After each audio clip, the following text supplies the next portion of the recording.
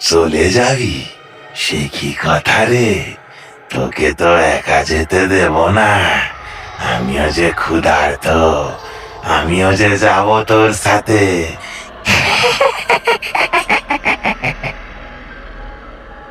পিশাচ হাত বাড়ালো, যা অস্বাভাবিক লম্বা, নখগুলো কালো। সেই হাত করিমের কপাল স্পর্শ করল। ওয়েলকাম আমার প্রিয় শ্রোতা বন্ধুরা, ভয়মঞ্চ ইউটিউব চ্যানেলে আপনাদের স্বাগত জানাই। আজ আপনারা শুনবেন এক অভিশপ্ত ঘাটের কাহিনী। কি ঘটে বারণ থাকা সত্ত্বেও কেউ যদি সেখানে যায়? জানতে হলে শুনতে থাকুন আজকের গল্প, শীতের রাতে মরা ডিঙি। গল্পের প্রধান চরিত্রে করিম, শেফালি, সোহুল, মন্ত, হাবিব, গ্রামবাসী, বৃদ্ধ কাশেম এবং মোল্লা ভানু। গল্প পাঠে এবং সমস্ত পুরুষ চরিত্রে আমি অভিজিৎ, শেফালির চরিত্রে দেবশ্রী। শুরু হচ্ছে শীতের রাতে মরা ডিঙি।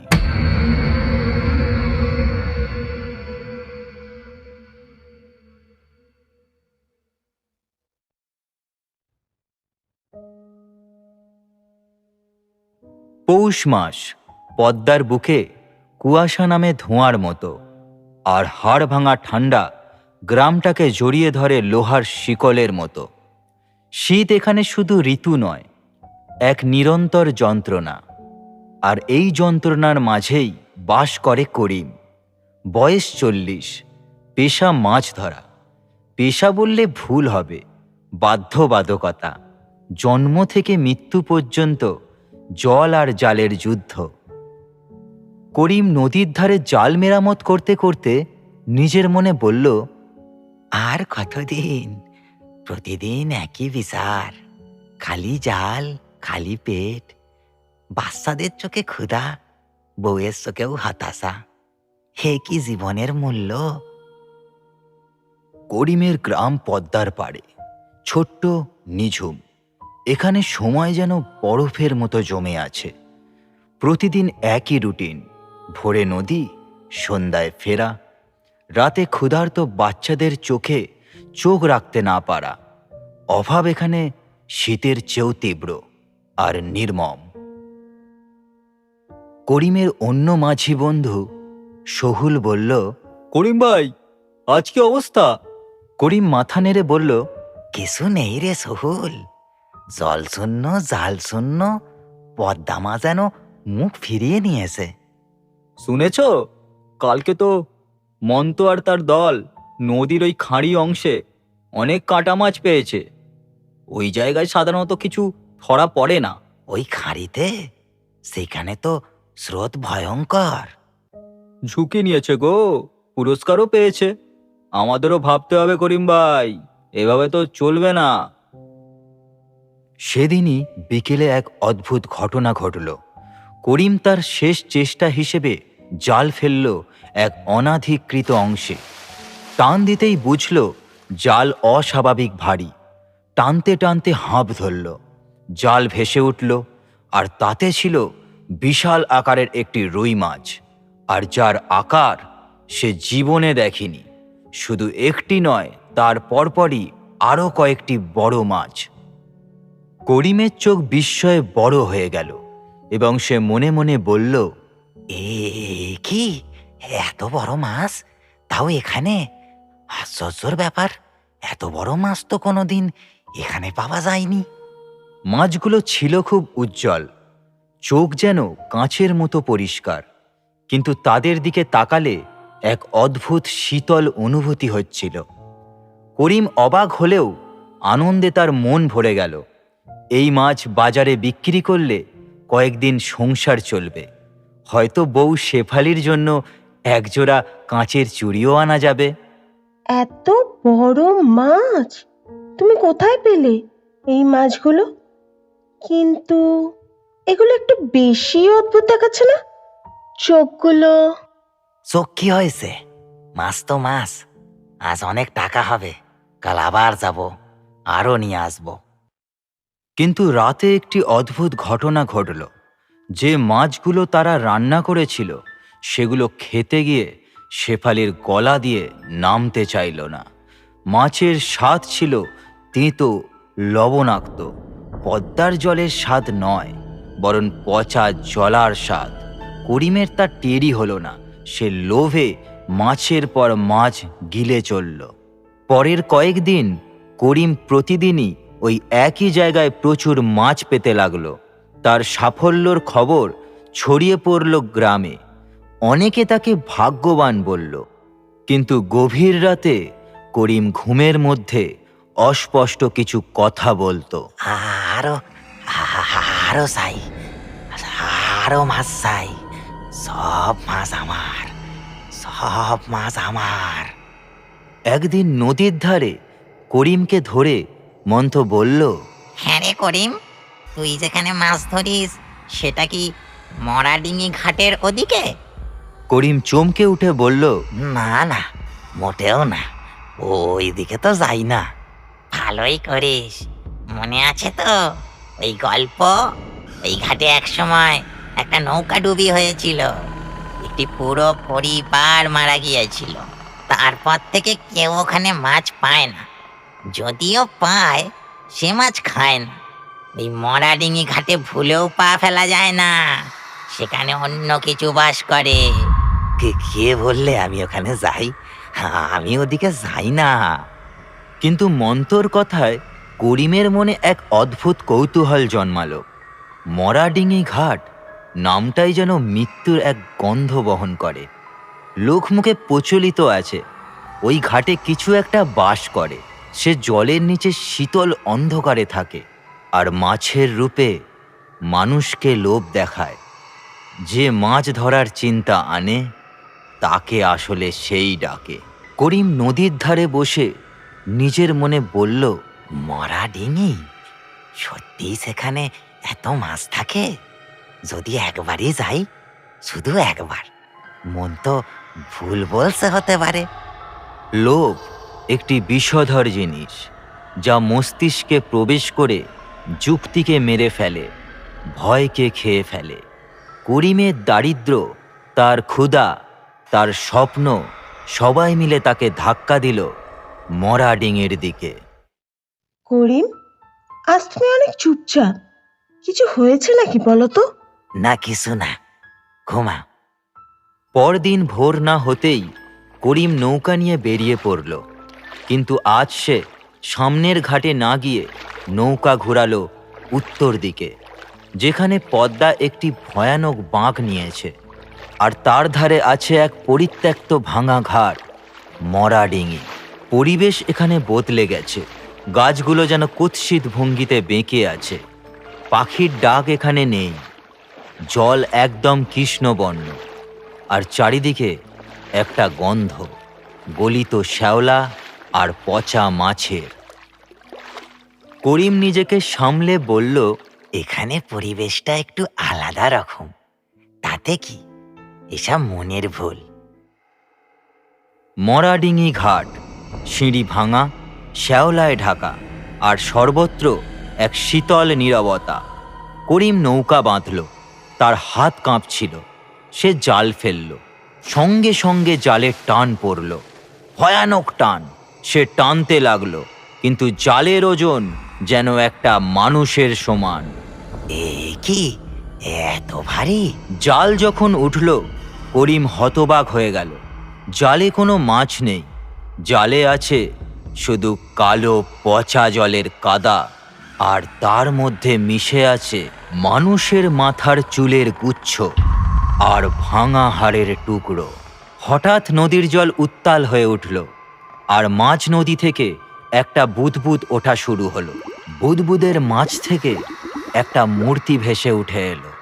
মানুষ, হ্যাঁ, মানুষেরই আকৃতি, কিন্তু তার মুখমণ্ডল বিকৃত, চোখ ফ্যাকাশে সাদা, মুখ হাঁ করা, দাঁত সূচালো।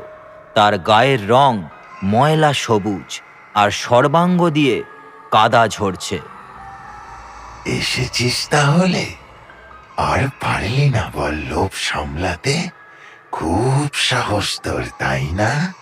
করিম পিছিয়ে গিয়ে বলল, না, আমি করা মাছ নিয়েই চলে যাব।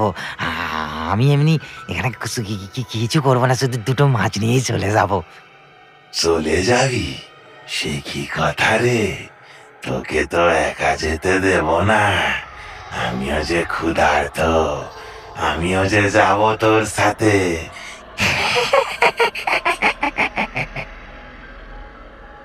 পিশাচ হাত বাড়ালো, যা অস্বাভাবিক লম্বা, নখগুলো কালো। সেই হাত করিমের কপাল স্পর্শ করল। এক তীব্র শৈত্য, যেন বরফের স্রোত, করিমের সারা দেহে ছড়িয়ে পড়ল। সে চিৎকার করতে চাইল, কিন্তু তার কণ্ঠ থেকে শব্দ বের হলো না। তার চোখের সামনে সবকিছু কালো হয়ে এলো। শেষ শব্দ যা শুনল তা পিশাচের ফিসফিসানি। এখন থেকে তোর শরীরে আমি বাঁচব। পরের ঘটনা করিমের ঝাপসা মনে পড়ে। সে নৌকা নিয়ে বাড়ি ফিরল স্বাভাবিকভাবে, কিন্তু তার চোখে এক অদ্ভুত লোলুপ দৃষ্টি। শরীর দুর্বল, যেন সে আর তার মধ্যে নেই। সে বাড়িতে এসে শেফালিকে বলল, নে, মাছগুলো রাখ। এবং সে শুয়ে পড়ল। করিম, তোমার গায়ে কিসের গন্ধ? এত পচা আষ্টে গন্ধ কেন? রোজই তো তুমি মাছ ধরে আসো, ওই পাই না তো। করিম কোনো উত্তর না দিয়ে শুধু শুয়ে রইল। রাত 1টার সময় শেফালির ঘুম ভাঙল। পাশে করিম নেই। সে উঠে বসল। শুনতে পেল রান্নাঘর থেকে শব্দ আসছে। চুপি চুপি গেল। রান্নাঘরের দরজার ফাঁক দিয়ে সে যা দেখল তাতে তার রক্ত হিম করিয়ে দিল। করিম রান্নাঘরের মেঝেতে বসে, তার সামনে সেই মাছের ঝুড়ি যা সে ফিরে এসে বউকে রাখতে দিয়েছিল। করিম একটি বড় রুই মাছ হাতে নিয়ে কাঁচা চিবিয়ে খাচ্ছে পরম তৃপ্তিতে, আর তার মুখ বেয়ে পড়ছে রক্ত। কিন্তু তার চোখে কোনো চেতনা নেই, শুধু শূন্য দৃষ্টি। ও মা গো! এবার করিম মাথা ঘুরিয়ে শেফালির দিকে তাকালো। তার মুখে মাছের কাঁটা লেগে আছে, আর সে এক অমানসিক হাসি হাসল। তার হাসি গাল চিরে কান অবধি উঠেছে। সে যখন কথা বলল, তার কণ্ঠস্বর স্বাভাবিক মানুষের ছিল না। খাচ্ছি, খুব তাজা। খাবি? খাবি নাকি একটু? শেফালি পিছিয়ে গেল, দরজা বন্ধ করে কম্বল মুড়ি দিল। সারা রাত সে আতঙ্কে কাঁপতে লাগল। এই পৌষেও তার কম্বল ভিজল। পরের দিন থেকে গ্রামে অশুভ ঘটনা শুরু হলো। প্রথমে গ্রামের ছাগলগুলি উধাও হতে লাগলো। খুঁজলে তাদের কঙ্কাল পাওয়া যেত নদীর ধারে। মাংস গলে গেছে, যেন কোনো অতিরিক্ত তাপ সহ্য করতে পারেনি অবলাগুলো। সেদিন রাতে ছাগলের মালিক হাবিব কাঁদতে কাঁদতে এসে বলল, আমার 5টা ছাগল, 5টা রাত থেকে উধাও। খুঁজে পেয়েছি নদীর ধারে, শুধু হাড় আর মাংসগুলো গলে গেছে। কে এমন অমঙ্গল করলো? তারপর গরুর পাল। এক রাতে করিমের বাড়ির পাশের বাড়ির 3টি গরু নিখোঁজ হলো। পরদিন সারাদিন খুঁজেও তাদের টিকিটি খুঁজে পাওয়া গেল না। কিন্তু রাতে গ্রামের এক মাঝি নৌকা বেঁধে ফেরার পথে দেখল গরু 3টি পদ্মার জলে দাঁড়িয়ে আছে, জীবিত, কিন্তু তাদের চোখ সাদা হয়ে গেছে, আর তারা নড়ছেও না, পাথরের মূর্তির মতো। যখন তাদের টেনে আনার জন্য কাছে যাওয়া হলো, তারা বলে উঠল, তোর গরুর স্বাদ কিন্তু খুব সুন্দর, খুব মিষ্টি। আর কটা এরকম আছে তোর গোয়ালে? গ্রামবাসী ভয়ে সেখান থেকে দৌড় লাগালো। ও বাবা গো, বাঁচাও বাঁচাও বাবা গো! আরও ভয়ঙ্কর দৃশ্য দেখা গেল গভীর রাতে। প্রতিবেশীদের কেউ কেউ দেখত করিম তাদের নিম গাছের ডালে বসে আছে, কিন্তু তার পা মাটি ছুঁই ছুঁই, মাটি থেকে 1 হাত ওপরে ভেসে আছে, আর সে গাছে বসে পরম আনন্দে কি যেন ছিঁড়ে ছিঁড়ে খাচ্ছে। এক গ্রামবাসী জানলার আড়াল থেকে সেই দৃশ্য দেখে মনে মনে বলল, জয় ঠাকুর, জয় ঠাকুর, এ করিম নয়, করিমের সাথে সে এসে ঢুকেছে এই গ্রামে, উজাড় হবে এই গ্রাম, এবার উজাড় হবে। কিন্তু হয়তো কেউ জানতো না এর চেয়েও ভয়ঙ্কর কিছু দেখার বাকি ছিল।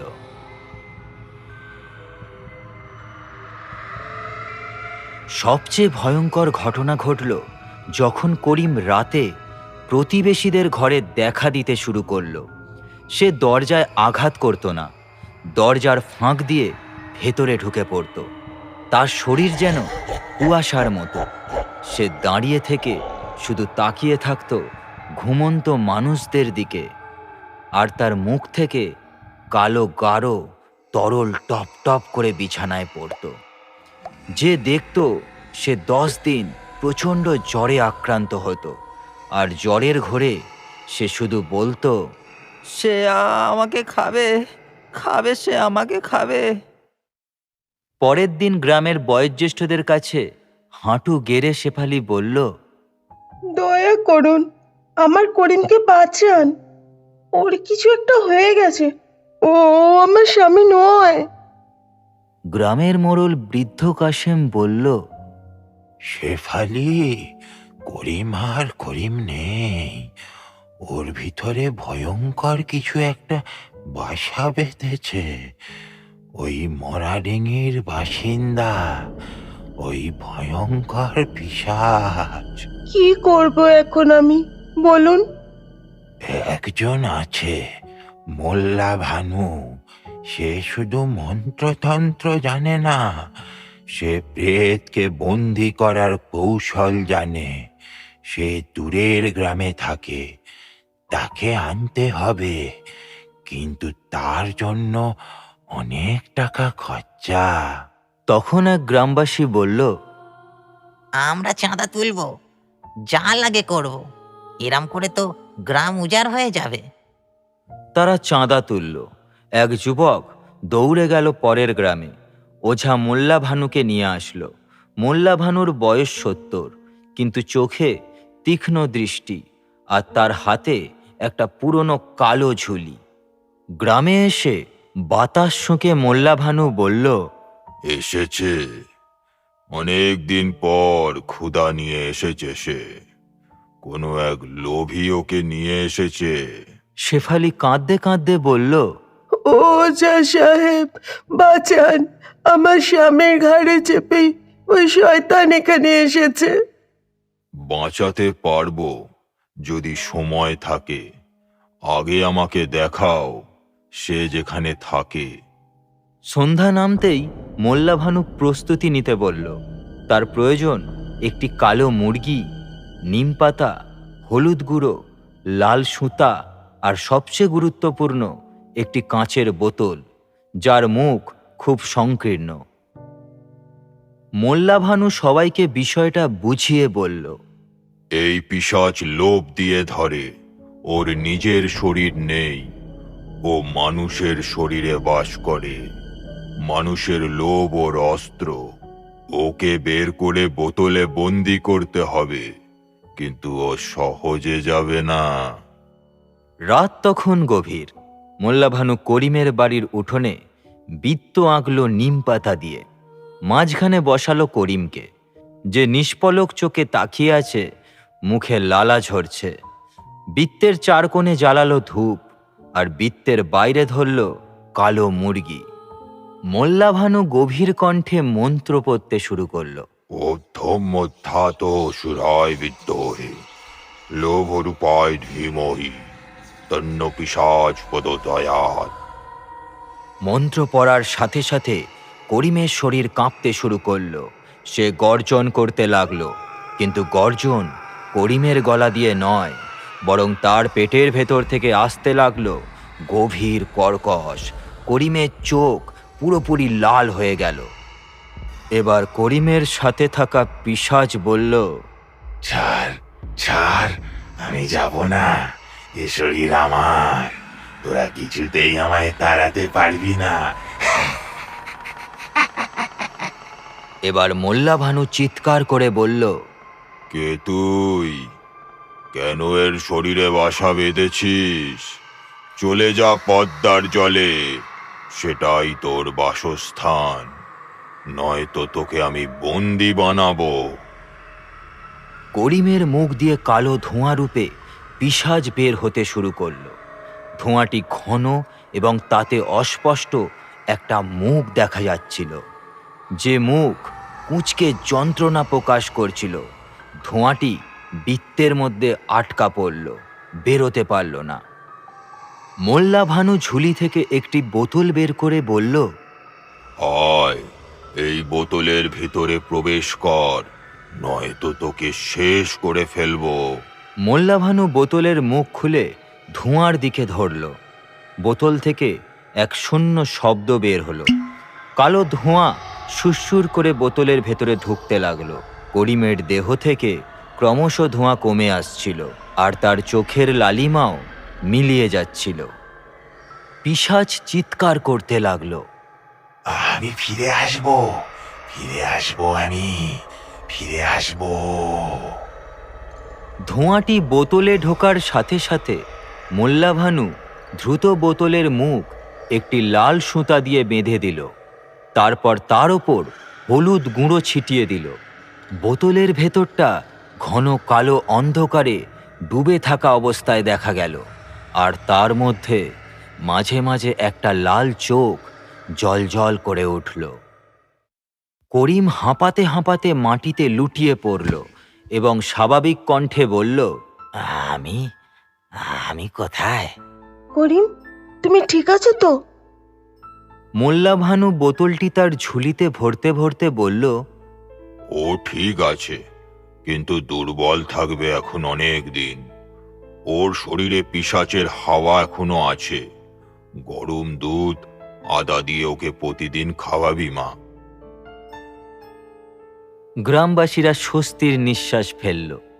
ধন্যবাদ ওঝা সাহেব, আপনি আমাদের বাঁচালেন।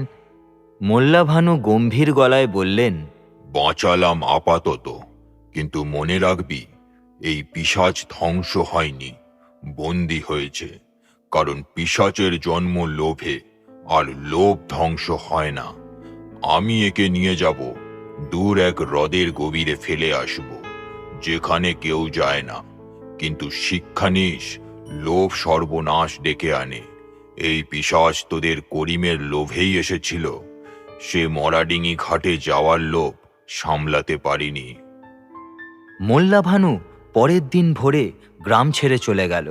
তার কাঁধে ঝুলি, আর ঝুলিতে সেই বোতল, যার ভেতরে কালো অন্ধকার ঘনিয়েছে। গ্রামে স্বস্তি ফিরে এলো। করিম ধীরে ধীরে সুস্থ হতে লাগলো, কিন্তু সে কখনো আগের মতো হলো না। তার চোখে এখনো মাঝে মাঝে এক শূন্য ভয় দেখা যেত, বিশেষ করে শীতের রাতে। শেফালি একদিন সন্ধ্যায় নদীর ধারে বসে করিমকে বলল, আর কখনো যেও না ওইদিকে। না, আর কখনো না। আমি লোভ করব না, ক্ষেতের কাজ করব, ছোট মাছ ধরব, এতেই যথেষ্ট। গ্রামে এখনো মরাডিঙি ঘাটের গল্প বলা হয় সাবধানতা হিসাবে, কিন্তু গল্পের শেষে এখন একটি নতুন লাইন যোগ হয়েছে, লোভ করো না, নইলে পিশাচ তোমার মনের ঘাটে নৌকা বাঁধবে। আর দূরের কোনো এক নির্জন হ্রদের গভীরে এক কাঁচের বোতল পড়ে আছে। মাঝে মাঝে সেখান থেকে বুদবুদ ওঠে, এবং যদি কেউ কান পাতত তবে শুনতে পেত এক কর্কশ ফিসফিসানি। পিশাচ চিরবন্দী থাক, আর মানুষ চির সতর্ক, এই কামনা করে শেষ করি আমাদের গল্প। কারণ লোভের ফাঁদ সর্বত্র, এবং এর ডাক সবচেয়ে মিষ্টি তখনই যখন আমরা সবচেয়ে অসহায়। শুনছিলেন শীতের রাতে মরা ডিঙি। কেমন লাগলো আজকের গল্পটা কমেন্টে জানাতে ভুলবেন না। আর আমাদের চ্যানেলে আজ প্রথমবার হলে চ্যানেলটি সাবস্ক্রাইব করে দেবেন, যাতে এক মুহূর্তেরও ভয় মিস না হয়। তাহলে দেখা হচ্ছে পরবর্তী গল্পে।